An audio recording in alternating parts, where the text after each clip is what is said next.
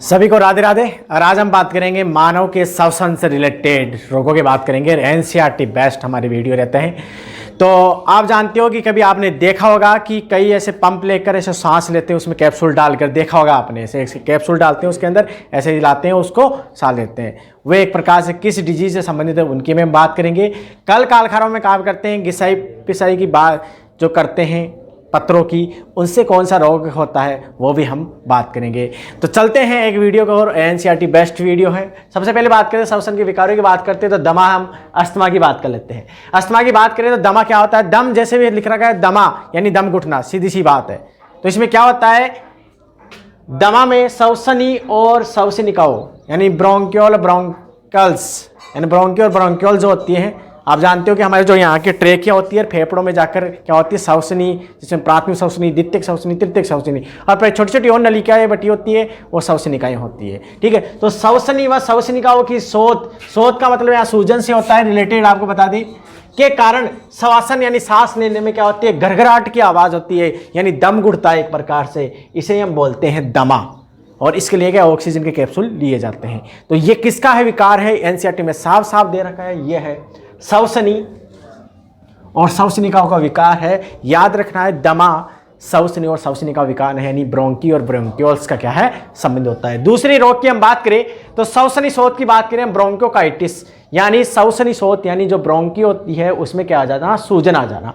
तो इसमें साफ साफ लिख रखा है ये श्वसनी की शोथ है, जिसके विशेष लक्षण श्वसनी में सूजन होती है, जलन होती है और लगातार खांसी रहती है। तो जिन लोगों को क्या लगातार खांसी हो रही है और यहाँ मतलब इस हिस्से में क्या है, दर्द होता है, तो इसका कारण क्या है, दर्द हो रहा है मतलब सूजन आ चुकी है, तो ये ब्रोंकोकाइटिस संबंधित श्वसनी से संबंधित होती है। ये भी याद रखना है, ब्रोंकोकाइटिस श्वसनी से होता है। तीसरा है वातस्फीति यानी एम्फीसीमा। तो आपको बता दें एक चिरकालिक रोग है जिसमें कूपिकाएं भित्ति क्षतिग्रस्त हो जाती है। अब कूपिका क्या है, तो कूपिका को हम एल्वोलाई बोलते हैं, आपको जानो एल्वोलाई। ठीक है, एल्वोलाई,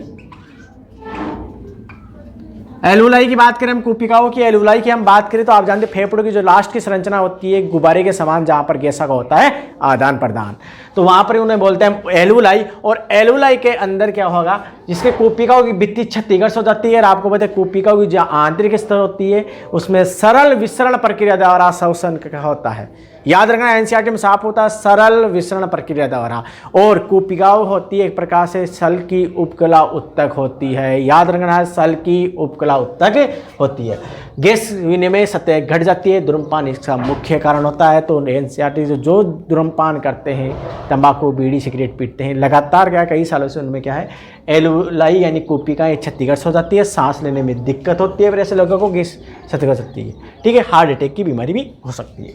लास्ट का बचा है व्यावसायिक श्वसन रोग। तो एक्यूपेंशनल रेस्पिरेटरी डिजीज की बात करें तो आप जानते हैं पत्रों में की जो घिसाई पिसाई करते हैं मजदूर, तो उनको काटना हो चाहे पत्रों को खोदना हो अलग अलग, तो वहाँ का जो सिलिका निकलती है, सिलिकॉन डाइऑक्साइड, आपको बता दें SiO2 सिलिकॉन डाइऑक्साइड। तो SiO2 के कारण क्या, वो श्वसन अंदर फेफड़ों के अंदर जाती है, उससे क्या होता है कि दीर्घकालिक प्रभावन शोध उत्पन्न कर सकता है, जिनमें रेशमीयता होती है, मतलब रेशीय उत्तकों की प्रचुरता हो जाती है, जिसके फलस्वरूप फेफड़ों को गंभीर नुकसान पहुंच जाता है। तो ऐसे लोगों को क्या करना चाहिए, या तो पानी के द्वारा उनकी कटाई करनी चाहिए और मुख्य आवरण यानी मास्क का यूज करना चाहिए। तो एनसीईआरटी के अकॉर्डिंग हमने आज जाना है श्वसन के विकार। वीडियो कैसी लगी है, वीडियो अच्छी लगी तो चैनल को लाइक शेयर सब्सक्राइब करना ना भूलिए। मिलेंगे, नीचे लिख रखा है दिनेश कुमावत क्लासेज, आप उस पर जाइए, बेल आइकन को दबा दीजिए, सब्सक्राइब बटन पर दबाओगे फिर बेल आइकन आएगा, उसको दबा दीजिए। स्क्रीनशॉट लेना चाहते हैं तो आप स्क्रीनशॉट ले सकते हैं।